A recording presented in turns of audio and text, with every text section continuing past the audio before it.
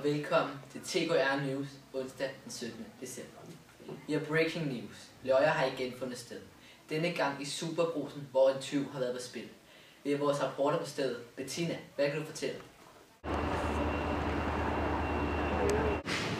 Jeg står her i Superbrugsen med den chokerede medarbejder Anders, som fik sig en ubehagelig overraskelse, da han mødte ind her til morgen. Prøv at fortælle os, hvad der er sket.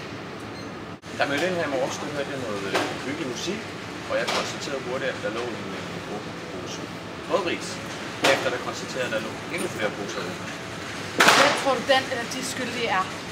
Jeg mistænker nogle af de ældre elever på Trikonerskolen. Vi har før haft bøvl med. Er det her noget, der er sket før?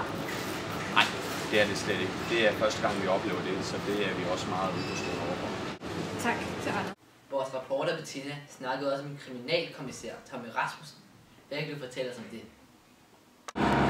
Ja, vi skal have 2 mand ud til at tage fingeraftryk ude i Superbrugsen i 3 kroner.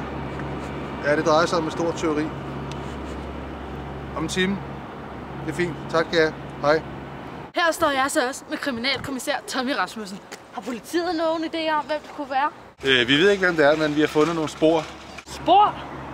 Ja, for eksempel den uhyggelige musik, som også er blevet hørt nede på Trikonerskolen, nede på Trikoner Allé. Er den her sag så stor, at den kræver en efterforskning?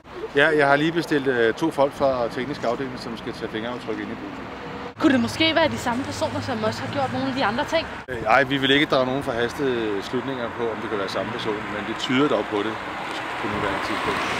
Tak til Tommy Rasmussen. Nu tilbage til studiet. Og det var TKR News for i aften. Tak for I så med.